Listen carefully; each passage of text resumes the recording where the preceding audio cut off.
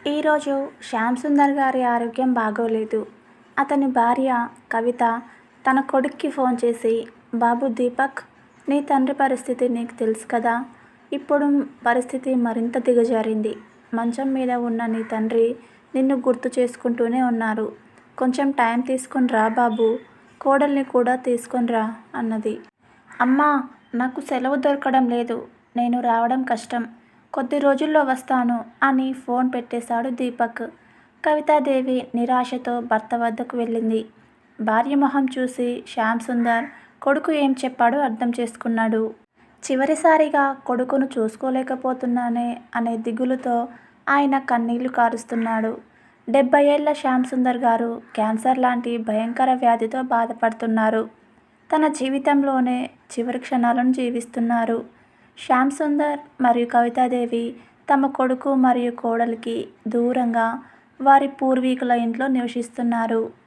వారి కొడుకు దీపక్ సిటీలో పనిచేస్తున్నాడు. పెళ్ళైన తర్వాత సిటీలో స్థిరపడ్డాడు. అతను తన భార్య హేమతో కలిసి ఉంటున్నాడు. శ్యామ్ సుందర్ గ్రామంలో వ్యవసాయం చేసేవారు. దాని ఆధారంగానే అతను తన కుటుంబాన్ని పోషించుకోగలిగాడు. అతను ఈ పని చేస్తూ తన ఒక్కగానొక్క కొడుకును ఉన్నత చదువులు చదివించాడు.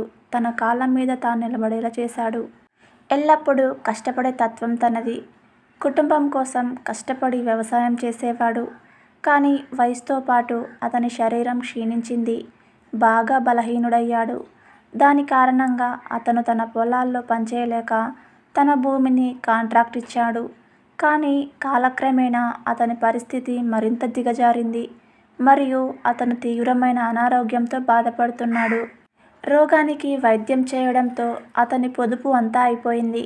అతని పొలాలు కూడా అమ్మివేయబడ్డాయి. ఇప్పుడు అతనికి మిగిలింది పూర్వీకుల ఇల్లు మరియు కొంత భూమి. కొడుకు సంవత్సరానికి 2 సార్లు వచ్చేవాడు వ్యవసాయ భూమి ద్వారా వచ్చే డబ్బు తీసుకెళ్లడానికి. కానీ శ్యామ్ సుందర్ ఆరోగ్యం కారణంగా కొంత భూమి అమ్మనప్పటి నుంచి తన తల్లిదండ్రుల వద్దకు రావడం మరియు ఫోన్ చేయడం కూడా మానేశాడు. అయినప్పటికీ అతని కోడలు వారిపై సానుభూతి కలిగి ఉంది మరియు అప్పుడప్పుడు ఫోన్ చేసి యోగక్షేమాలను ఆరా తీస్తుంది. తరచూ కవితాదేవి తన కొడుక్కి ఫోన్ చేసి రమ్మని అడిగేవారు. కానీ అతను ఎప్పుడూ ఒకే సమాధానం చెప్పేవాడు, అమ్మా, నేను ప్రస్తుతం బిజీగా ఉన్నాను అని. ఒకరోజు సాయంత్రం అకస్మాత్తుగా శ్యామ్ సుందర్ ఎందుకో గొంతు ఎండిపోతుంది, దాహంగా ఉంది అన్నాడు. కవితాదేవి వెంటనే వంటగదిలో నుంచి అతని కోసం నిమ్మరసం సిద్ధం చేసి తీసుకొచ్చింది. కానీ ఆవిడ వచ్చేసరికి భర్త చలనం లేకుండా పడి ఉన్నాడు. కవితాదేవికి అర్థమైంది, ప్రపంచంలో ఉన్న ఒక్కతోడు తనని వదిలి శాశ్వతంగా వెళ్ళిపోయాడని. కొడుకు దీపక్కు ఫోన్ చేసి విషయం చెప్పారు. కానీ అంత్యక్రియలకు రావడానికి కూడా సమయం లేదు. సాయంత్రం వరకు వేచి ఉన్న బంధువులు మరియు గ్రామస్తులందరూ విసిగిపోయాక శ్యామ్ సుందర్ గారిని అంత్యక్రియల కోసం శ్మశాన వాటికకు తీసుకెళ్లగా అతని కుమారుడు దీపక్ అక్కడికి చేరుకున్నాడు. తన తండ్రికి అంత్యక్రియలు జరిపిన దీపక్ తన తల్లి వద్దకు వచ్చి, తన ఆఫీస్లో చాలా పని ఉందని, నేను వచ్చిన పని అయిపోయిందని, నేను వెళ్ళాలి అన్నాడు. కవితాదేవి మౌనంగా కూర్చుంది. ఆమె తన కొడుకుని వెళ్ళమని కానీ ఉండమని కానీ అడగలేదు. ఆమె కొడుకు చెప్పేది వింటూ అతని వైపు చూస్తూ ఉంది. కానీ అక్కడ గుమిగూడిన గ్రామస్తులు మరియు బంధువులు అతని మాటలు విని చాలా ఆశ్చర్యపోయారు. వాళ్ళు దీపక్ను అక్కడే ఉండాలని పట్టుపట్టడం వల్ల తాను ఉండవలసి వచ్చింది. తన తండ్రికి 13వ రోజు చేయవలసిన కార్యక్రమాలన్నీ పూర్తి చేసిన తర్వాత దీపక్ వెళ్ళడానికి తయారయ్యాడు. అప్పుడు ఆ ఊరి సర్పంచ్ అతన్ని ఆపి, బాబు దీపక్, ఇక ఇప్పుడు నీ ముసలి తల్లికి నువ్వే ఆసరా.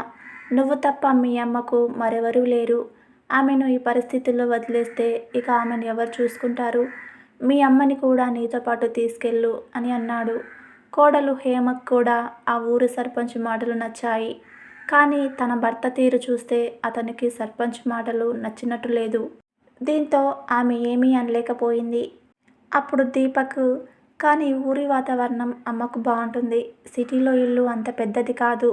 అమ్మని నా దగ్గర ఉంచుకోలేను అని ఆ ఊరు సర్పంచ్తో అన్నాడు. అప్పుడు సర్పంచ్ అన్నాడు, బాబు, నీకు తెలియట్లేదా మీ అమ్మ జీవితంలో ఏం పోగొట్టుకుందో? మీ నాన్నగారు ఆవిడను ఈ వయసులో కూడా చాలా బాగా చూసుకునేవారు. నీ తల్లి ఒక్కతి ఉండలేదు. సరే, మీ అమ్మని మీ దగ్గర ఉంచుకోవడంలో అభ్యంతరం ఉంటే ఇక్కడి గ్రామ పంచాయతీ ఆవిడ చూసుకుంటుంది. కానీ ఆ తర్వాత నిన్ను మీ నాన్నగారి ఇంటిని ముట్టుకొనివ్వను. సర్పంచ్ మాటలు విని దీపక్ కంగారుపడి తన తల్లిని తనతో తీసుకెళ్లడానికి ఒప్పుకున్నాడు. కవిత గారు చాలా మానసికంగా కృంగిపోయారు. కోడలు ఆవిడని జాగ్రత్తగా చూసుకునేది. కానీ కొడుకు తల్లిని పట్టించుకునేవాడు కాదు. సర్పంచ్ చేత ఒప్పించబడడంతో అతను తన తల్లిని తనతో తీసుకెళ్లడానికి అంగీకరించాడు. దీపక్ మొదటి తరగతి స్వార్థపరుడు మరియు అత్యాశపరుడు. కుటుంబ సంబంధాలలో కూడా తన అర్థం స్వార్థం కోసం వెతుకుతూ ఉండేవాడు. ఇది అతని భార్య హేమకు అసలు నచ్చని విషయం. ఎలాగోలా తన తల్లిని తన ఇంట్లోకి తీసుకొచ్చాడు. కానీ తల్లిని ఇంట్లో సహించలేకపోతున్నాడు. ఎల్లప్పుడూ కరెంటు బిల్లు ఎక్కువ వచ్చింది, ఖర్చులు ఎక్కువయ్యాయి అని రోజు వచ్చి హేమ మీద పోట్లాడేవాడు. భర్త ఎంత స్వార్థపరుడో హేమకు తెలుసు. ఈ మాటలన్నీ తల్లి గురించి అంటున్నాడని హేమకు తెలుసు. రోజువారీ కార్యక్రమంగా ఇంటికి వచ్చి పోట్లాడేవాడు. ఎప్పుడూ ఎదురు చెప్పని భార్య ఎందుకు అలా అరుస్తున్నారని చెప్పింది. మీరు అన్న మాటలన్నీ అత్తయ్య గారిని ఉద్దేశించే అని నాకు తెలుసు. ఆమె మీ అమ్మ. ఇప్పుడు మన దగ్గరే ఉంటుంది. ఆమె అవసరాలు మనమే చూసుకోవాలి. అమ్మ గురించి చేసిన ఖర్చులను కూడా చెప్పుకుంటున్నారా? ఆవిడ ఎంత బాధపడుతుందో ఆలోచించారా మీరు అని తిట్టింది. కొడుకు చెప్పిన మాటలు ఆమె ఆరోగ్యంపై మరింత దారుణంగా ప్రభావం చూపుతున్నాయి. భార్య మాటలు అసలు పనిచేయలేదు దీపక్ మీద. ఆమె ఖర్చుల విషయంలో హేమతో గొడవపడడం దీపక్ దినచర్యలా పెట్టుకున్నాడు. దాని ఫలితం కవిత ఆరోగ్యం రోజురోజుకు క్షీణించడం. హేమ తన అత్తగారిని పూర్తిగా చూసుకున్నప్పటికీ దీపక్ మాత్రం ఖర్చు గురించి ఆలోచించేవాడు. అత్తగారి ఆరోగ్యం క్షీణించడంతో ఒకరోజు హేమ తన భర్తను అత్తయ్యను డాక్టర్ దగ్గరకు తీసుకెళ్లమని కోరింది. దీపక్ తన తల్లిని డాక్టర్కి చూపించి మందులు తీసుకొని ఇంటికి చేరుకున్నాడు. మందులు టేబుల్ మీద పడేసి కోపంతో అరవడం మొదలుపెట్టాడు. హేమ, నువ్వెక్కడున్నావు? ఇక చాలు. మా అమ్మను ఇక నా దగ్గర ఉంచుకోలేను. ఆవిడ ఖర్చులు భరించలేను. అందుకే నేను ఆమెను ఎక్కడన్నా వదిలి వస్తాను అని అన్నాడు. హేమ తన గది నుండి బయటకు వచ్చి, అత్తగారిని ఎక్కడికి తీసుకువెళ్తారు? ఆవిడను ఎక్కడ వదులుతారు? చాలా పెద్ద పొరపాటు చేస్తున్నారు మీరు అన్నది హేమ. హేమ, ప్రతిదానికి ఒక పరిమితి ఉంది. అమ్మ మందులు చాలా ఖరీదైనవి. నా మొత్తం నెల ఖర్చులు ఈవిడకే సరిపోతున్నాయి. నేను ఇలా ఖర్చు పెడితే నేను నడి రోడ్డు మీద ఉండాల్సిందే. దానికంటే మా అమ్మని ఎక్కడన్నా వదిలేసి రావడం మంచిది. దీనిపై హేమ, ఏం చెప్తున్నారు? ఆమె మీ తల్లి. ఆమెను రోడ్డు మీద వదిలేయాలని ఎలా ఆలోచిస్తారు? నేను ఇది జరగనివ్వను. ఎప్పుడు తన ముందు గట్టిగా మాట్లాడిన తన భార్య గొంతు విని షాక్ అయ్యాడు దీపక్. కానీ వెంటనే హేమ భర్తను ప్రేమతో మారుద్దామని ప్రయత్నం చేసింది. చూడండి, ఈ రోజుల్లో ఖర్చులు చాలా పెరిగాయి నాకు తెలుసు. కానీ దాని అర్థం మన బాధ్యతల నుండి తప్పుకోవాలని కాదు. ఆమె మీ తల్లి మరియు ఆమె బాధ్యత మన మీదనే ఉంది. మరియు ఆవిడకు మరెవరూ లేరు అని ఒప్పించడానికి చూసింది. కానీ ఆమె భర్త దీపక్పై మాటలు అస్సలు ప్రభావం చూపలేదు. అతను తన తల్లిని తన నుండి దూరం చేయాలనుకున్నాడు. కానీ పరిష్కారం ఏదీ తోచట్లేదు తనకి. పరిమితుల దృష్ట్యా దీన్ని చేయడం అంత తేలికైన పని కాదు. అతను సరైన సమయం కోసం ఎదురుచూడటం ప్రారంభించాడు. ఒకరోజు చికిత్స కోసం తన తల్లిని ఆసుపత్రికి తీసుకెళ్లాడు. హాస్పిటల్లో ఆందోళనగా కూర్చున్న ఓ వ్యక్తిని దీపక్ అడిగాడు ఏమైంది అని. అతని తల్లి కిడ్నీలు 2 పాడయ్యాయి.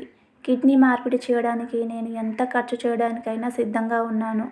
కానీ కిడ్నీ లభించలేదు మరియు ఆవిడకు కొన్ని రోజులు మాత్రమే సమయం ఉంది అని అన్నాడు ఆ వ్యక్తి.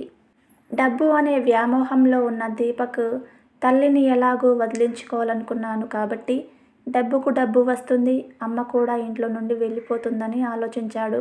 వెంటనే ఆ వ్యక్తి వద్దకు వెళ్ళి ₹1,00,00,000 కిడ్నీ ఇప్పిస్తానని ఒప్పుకున్నాడు. అతను తన తల్లి కిడ్నీ ఇవ్వడానికి ఇష్టంగా ఉన్నట్లు డాక్టర్తో మాట్లాడాడు. అయితే ఈ వయసులో తల్లి కిడ్నీ తీయడం వల్ల ఆమె ఆరోగ్యానికి చాలా హానికరమని డాక్టర్ చెప్పాడు. దానివల్ల అనేక రకాల ఆరోగ్య సమస్యలు ఉండొచ్చని డాక్టర్ దీపక్ మాట వినలేదు. అప్పుడు దీపక్ కిడ్నీ బదులుగా వచ్చే డబ్బులో కొంత భాగాన్ని డాక్టర్కి ఇస్తానని ప్రతిపాదించాడు. డాక్టర్ కూడా అత్యాశతో ఒప్పుకున్నాడు. మరోవైపు కవిత అప్పటికి ఆమె అనారోగ్యంగా ఉంది. కాబట్టి దీపక్ తన తల్లిని వైద్యుల పర్యవేక్షణలో ఆసుపత్రిలో విడిచిపెట్టాడు. తద్వారా ఆమెకు కిడ్నీ మార్పిడికి ముందు అన్ని చెకప్లు చేయించుకోవచ్చు. ఒకరి కిడ్నీని తీసి వేరొకరికి బదిలీ చేయాలంటే దానికోసం చాలా చెకప్లు చేయాలి. మరియు అన్ని రిపోర్టులు చూసినప్పుడు మాత్రమే అది సరిపోతుందా లేదా అనేది తెలుస్తుంది. కాబట్టి అమ్మను ఇక్కడే వదిలేసి మీరు రేపు రండి అన్నాడు డాక్టర్. అమ్మా, నువ్వు ఇక్కడే ఉండు. నీకు కొన్ని పరీక్షలు చేస్తారు, చేయించుకో అన్నాడు దీపక్.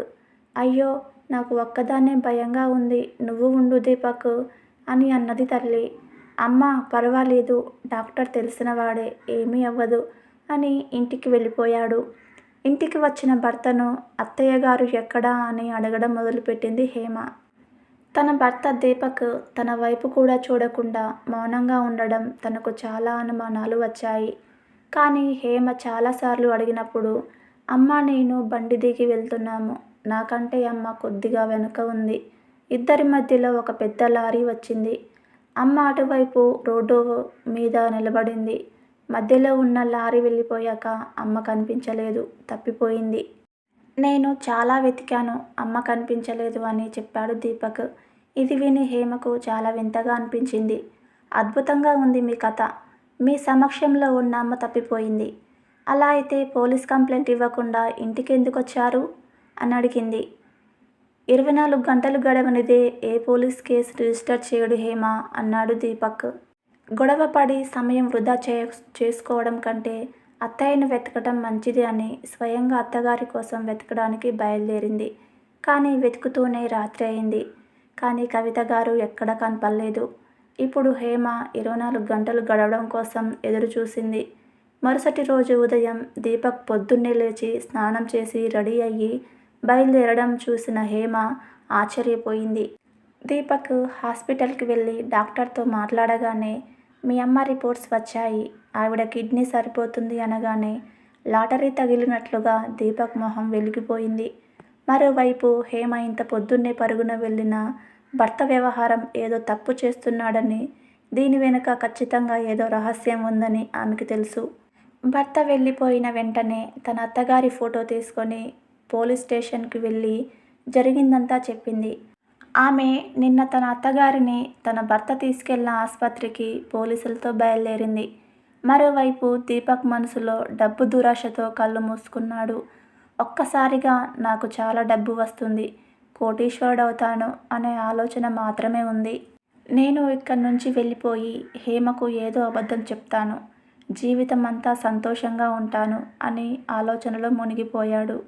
మత్తు ఇంజెక్షన్ ఇవ్వడంతో కవితాదేవి నిన్నటి నుంచి మత్తులో ఉన్నారు. ఇప్పుడు ఆమెను ఆపరేషన్కు తీసుకెళ్తున్నారు. కొంతమంది పోలీసులతో హేమ ఆసుపత్రికి చేరుకొని మందులు అందుబాటులో ఉన్న చోటికి వెళ్ళింది. అయితే అక్కడ ఎవరూ లేరు. అయితే హేమ అక్కడ కూర్చున్న నర్సు నుండి డాక్టర్ గురించి ఆరా తీయగా డాక్టర్ చాలా రోజులు సెలవులో ఉన్నాడని నర్సు చెప్పింది.